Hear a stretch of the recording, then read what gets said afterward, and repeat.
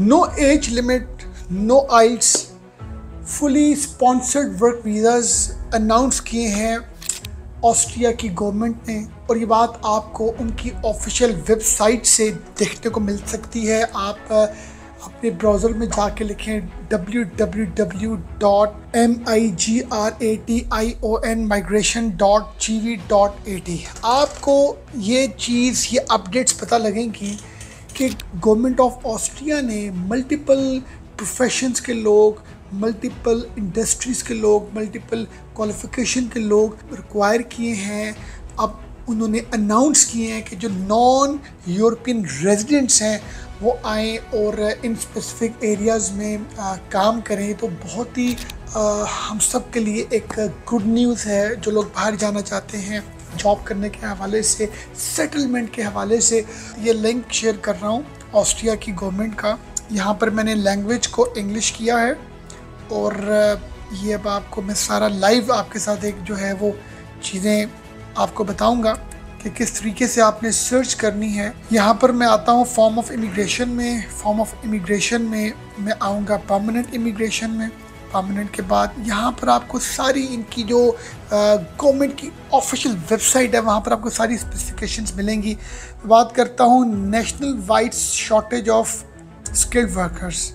ये इनकी शॉर्टेज है ऑल ओवर द कंट्री। यहाँ पर देखें इनको ग्रेजुएट इंजीनियर्स चाहिए, टेक्नीशियंस चाहिए, high voltage technicians, agriculture machinery manufacturers, mining के लोग, electricians, electrical fitters, mechanical engineers, plumbers, pipe fitters, doctors, train drivers, painter. ये जी आपके साथ एक मैं लिस्ट ऑफ जो है ना शेयर कर रहा हूँ।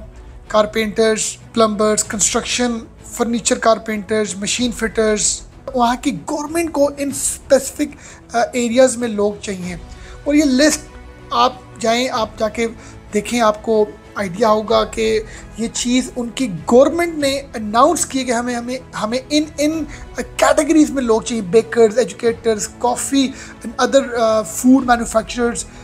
ये देखें जी, ये track builders, painters, technicians, school bus drivers, tram drivers. ये जी मैंने आपके साथ सारी डिटेल्स शेयर की। आप ज़रूर यहाँ पर विज़िट करें। अब रीजनल पॉइंट ऑफ व्यू से भी उन्होंने जो उनकी शॉर्टेजेस हैं वहाँ पर वर्क फोर्स की, ये उन्होंने सारी मेंशन की हैं उनकी लिस्ट।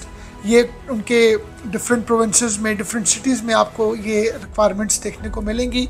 तो यहाँ से आपको मैंने ये सब चीज़ों की एक डेमोन्स्ट्रेशन दिया है। तो ये सारी जो है स्पेक्स आपके सामने ओपन हो जाएंगी। अराउंड 2,18,000 जो जॉब्स हैं इस टाइम पर ओपन हो चुकी हैं। और जहाँ तक बात करूँ ऑस्ट्रिया की, यहाँ पर ओवरऑल टैक्स का अगर मैं कंपैरिजन करूँ बाकी जो यूरोपियन यूनियन स्टेट्स हैं, टैक्सेस कम है। सबसे बड़ी बात यह है कि जो ऑस्ट्रिया है ये शेंजन स्टेट का हिस्सा है। तो जब कोई भी कंट्री शेंजन में आता है तो मोर देन 29-30 कंट्रीज़ में आप फ्रीली मूव कर सकते हैं। जर्मन लैंग्वेज है यहाँ पर। और इसके अलावा ये सेंट्रल यूरोप में आता है जिसका कैपिटल है वीना। और इसके साथ मैं अगर आपको इनके बॉर्डर्स बताऊं जो बिल्कुल साथ उनके बॉर्डर्स कनेक्टेड हैं, उसमें जर्मनी है, हंगरी है, इटली है, स्विट्ज़रलैंड है। तो एक ऐसी लोकेशन पर ये हंगरी जो है ये एग्जिस्ट करता है कि जिसके सराउंडिंग्स में आपको वो मुल्क मिलेंगे जो दुनिया के बड़े पॉपुलर कंट्रीज़ हैं, दुनिया में इन मुल्कों को जाना चाहता है। तो ओवरऑल एक क्वालिटी ऑफ लाइफ के हवाले से भी जो है वो एक यहाँ पर आपको एक बहुत बेहतर अपॉर्चुनिटी मिलती है, क्योंकि आपके साथ जो कंट्रीज़ हैं वो बड़े डेवलप्ड कंट्रीज़ हैं। सबसे पहले तो आपने ये ज़हन में रखना है कि टाइप्स ऑफ वीज़ा में उनका जो बेसिक टाइप है जिसको हम टाइप सी बोलते हैं, ये उनका टूरिस्ट वीज़ा है और ये इसकी कॉस्ट है 80 यूरोज़। और इसमें आप वहाँ पर विज़िट कर सकते हैं। और इसके बाद उनका एक बिज़नेस वीज़ा है, ये भी टाइप सी में आता है। वहाँ पर आप बिज़नेस पॉइंट ऑफ व्यू से आप ट्रैवल कर सकते हैं। इसी तरह उनका एक विजिटर वीज़ा है कि अगर आपने अपनी किसी फैमिली फ्रेंड किसी को विज़िट करना है तो उस हवाले से आप जो है वहाँ पर जा सकते हैं।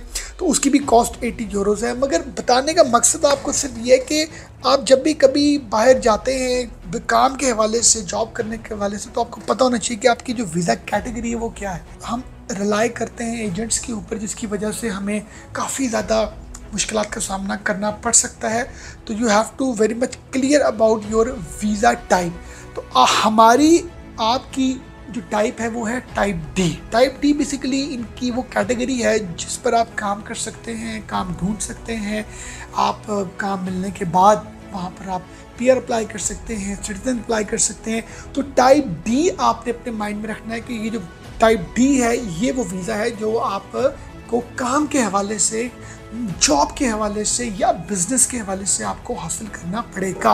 अब इसमें भी थोड़ी सारी मतलब डिटेल में मैं अगर आपके साथ टाइप डी बताऊं तो टाइप डी में एक टाइप डी की स्पेशल टाइप है जो बड़ी इंटरेस्टिंग सब लोगों के लिए जो बाहर नौकरी ढूंढना चाहते हैं, क्योंकि हमें बहुत सी ऐसे वीज़ाज ही मिलते हैं कि भाई नौकरी होगी तो वर्क परमिट मिलेगा, जॉब होगी तो एम्बेसी आपको वीज़ा ग्रांट करेगी। मगर ये एक थोड़ी एक आइडियल सिचुएशन है, क्योंकि वहाँ की गवर्नमेंट ने अनाउंस किया ऑफिशियल लेवल पर, तो उन्होंने एक special type of visa issue किया है जिसमें जो एक जॉब सीकर है, जो ऑस्ट्रिया जाना चाहता है, वहाँ पर जॉब हंट करना चाहता है, तो उसको ये अपॉर्चुनिटी मिलती है कि आप विदाउट ऑफर लेटर, आपके पास कोई जॉब नहीं है, आप ऑस्ट्रिया जाओ और वहाँ पर जॉब सर्च करो। तो एक स्पेशल डी एक टाइप है वीज़े की जो बड़ी इंटरेस्टिंग है, जिसमें आप जाते हैं, जॉब ढूंढते हैं, स्पेसिफिक 6 मंथ्स के अंदर अंदर आपको जो है वो वापस आना है। हमने ये भी जानना है कि वीज़ा तो हमें मिल गया टाइप डी, मगर टाइप डी के आगे वर्क परमिट्स बहुत डिफरेंट तरह के हैं। वर्क परमिट जिस तरह हमें अक्सर वो पासपोर्ट में लोगों के स्टिकर्स लगे होते हैं, कुछ में उनकी कैटेगरीज होती हैं, वो कोई लेबरर्स होते हैं, टेक्नीशियंस होते हैं, कोई डॉक्टर्स होते हैं। तो ये थोड़ा सा टेक्निकल है कि जब आप वहाँ पर अप्लाई करते हैं किसी स्किल जॉब के लिए एज ए स्किल्ड वर्कर, तो आपको वो इशू करेंगे work permit red white red card. मैं रिपीट करूँगा, रेड वाइट रेड कार्ड ये आपको इशू करेंगे। ये वैलिड होता है 2 ईयर्स के लिए। ऑब्वियसली जब आपको नौकरी मिलती है, जॉब मिलती है, तो आपका जो वो टाइप डी वीज़ा है वो कन्वर्ट हो जाता है वर्क परमिट में, और वर्क परमिट के ऊपर अगर ये लिखा हुआ है रेड वाइट रेड कार्ड, तो इट मीन्स कि आप वहाँ पर स्किल जॉब के लिए गए हुए हैं, और उसकी जो वैलिडिटी है वो 2 ईयर्स की है। कॉस्ट उसकी 180 यूरोज़ है, और जिसमें मैं इंक्लूड करूँगा एप्लीकेशन सबमिशन फ़ी है 140 यूरोज़, और पर जो इनकी एक परमिट फ़ी है वो 20 यूरोज़, और 20 यूरोज़ इनकी पुलिस आइडेंटिफिकेशन डाटा की फ़ीस है। तो टोटल में 180 आपके यूरोज़ जो हैं वो लगेंगे। पता नहीं हमारे माइंड में क्या आता है यार कि हम लोग जब इस तरह कभी एजेंट्स पर रिलाई करते हैं तो 30 लाख का वीज़ा, 50 लाख का वीज़ा, 8-10 लाख का वीज़ा, ऐसा कुछ भी नहीं है।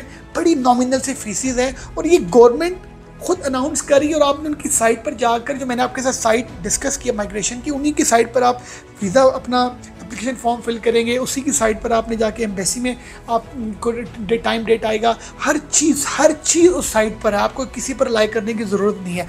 इसके बाद एक उनकी कैटेगरी है वर्क परमिट की, जिसको बोलते हैं ब्लू कार्ड EU।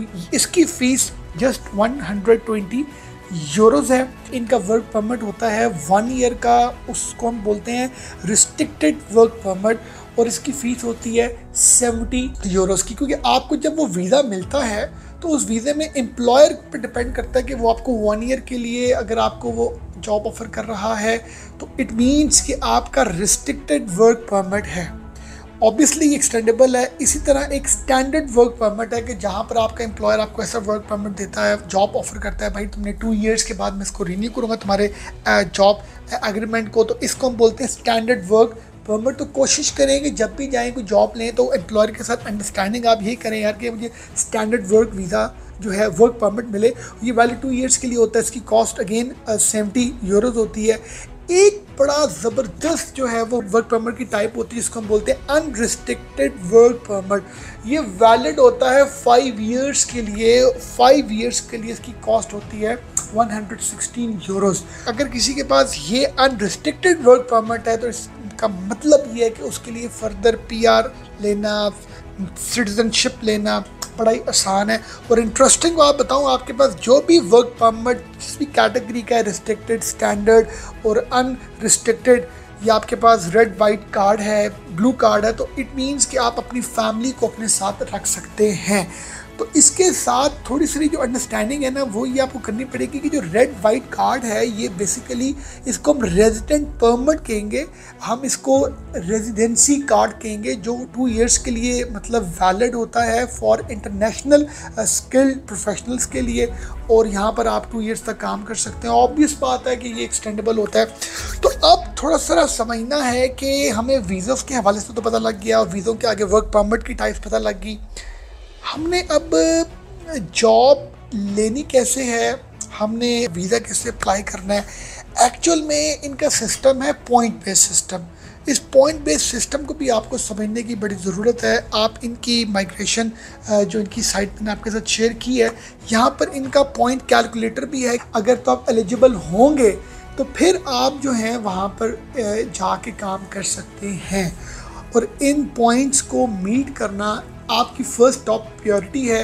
आप वहाँ पर टाइप डी वीज़ा में जा रहे हैं, आप जॉब सर्चिंग के हवाले से जा रहे हैं, तो आपको 90 पॉइंट्स में से मिनिमम 55 पॉइंट्स को विन करना है। 55 number of points you have to take in any cost. अब वो जो आपके पॉइंट्स हैं वो बेस करते हैं आपकी क्वालिफ़िकेशन के ऊपर, आपकी लैंग्वेज प्रोफिशिएंसी के ऊपर, आपकी डिग्री, आपका वर्क एक्सपीरियंस, आपकी एज। तो ये मतलब ओवरऑल पॉइंट सिस्टम में अगर बंदे की थोड़ी सारी भी प्रोफाइलिंग है तो आप 55 पॉइंट्स विन कर लेते हैं। और इसकी मैं मतलब आपके साथ डिटेल में डिस्कस करूँगा। 30 पॉइंट्स मैक्सिमम आपको मिलते हैं कि अगर आपकी जो एजुकेशन है वो बहुत अच्छी है। वर्क एक्सपीरियंस के हवाले से आपको 20 पॉइंट्स मैक्सिमम मिलते हैं, जिसमें अगर आपकी वर्क एक्सपीरियंस बहुत अच्छा है, अच्छी कंपनी में है, और ओवरऑल आपने जितने अरसा भी कंपनी में काम किया है तो उसमें आपका जो टाइम ड्यूरेशन है वो भी कोई एक बेहतर, ये नहीं कि आपने 1 साल एक कंपनी में काम किया फिर 1 साल में काम किया। ऑब्वियसली आपका जो जॉब रिटेंशन टाइम पीरियड है वो इट शुड बी रीजनेबल। तो वर्क एक्सपीरियंस की भी मैक्सिमम 20 पॉइंट्स हैं, और इसी तरह लैंग्वेज के मैक्सिमम पॉइंट्स 25 हैं। जर्मन लैंग्वेज के ए लेवल आप विन करते हैं तो उसके 5 पॉइंट्स हैं, ए लेवल 2 करते हैं तो 10 पॉइंट्स हैं, B1 करते हैं 15 पॉइंट्स हैं। इंग्लिश अंग्रेज़ी जो हम लोगों के लिए, सब एशियंस के लिए बड़ा मतलब उसमें हम लोग ज़्यादा वो कंफर्टेबल कि हम उसको बेहतर तरीके से हम कर सकते हैं, सीख सकते हैं, बोल सकते हैं, तो उसके पॉइंट्स कुछ कम हैं। मतलब इंग्लिश A2 लेवल के 5 पॉइंट्स हैं, B1 के 10 पॉइंट्स हैं। अगर आपके पास फ्रेंच आती है आपको तो उसके 5 पॉइंट्स हैं, स्पेनिश के 5 पॉइंट्स हैं। तो इस तरह मतलब आपको लैंग्वेज के ऊपर पॉइंट्स मिलेंगे। ऑब्वियस बात है इंग्लिश के हवाले से ही मतलब हम एशियंस जो हैं ज़्यादा कंफर्टेबल होते हैं, तो हम 1, 2, 3 महीने आइल्स की तैयारी करें, और क्योंकि रिक्वायरमेंट आइल्स की नहीं है वीज़ा लेने के लिए, मगर पॉइंट्स को आपको मीट करने के लिए कहीं ना कहीं उस सर्टिफिकेट को नहीं लेना आइल्स को, क्योंकि हमें बहुत से दूसरे कंट्रीज़ में आइल्स के लिए हमें एक स्पेसिफिक बैंड्स चाहिए होते हैं। इधर आपको कोई ऐसा डिग्री, कोई ऐसा सर्टिफिकेट, कोई रिजल्ट कार्ड दिखाने की ज़रूरत नहीं है। आप अकेडमी में जाएँ, तैयारी करें 2-3 महीने, आप कहीं ना कहीं इंग्लिश प्रोफिशिएंसी टेस्ट को जब मीट कर सकेंगे तो आप पॉइंट्स ऑब्वियसली अच्छे ले सकेंगे। तो इसके अलावा एज के बहुत पॉइंट्स हैं। अगर आपकी एज अप टू 30 ईयर्स है, 30 ईयर्स तक है तो 15 पॉइंट्स हैं, 40 ईयर्स तक है तो 10 पॉइंट्स हैं, और 50 ईयर्स तक है तो उसके पॉइंट्स आपके पास 5 हैं।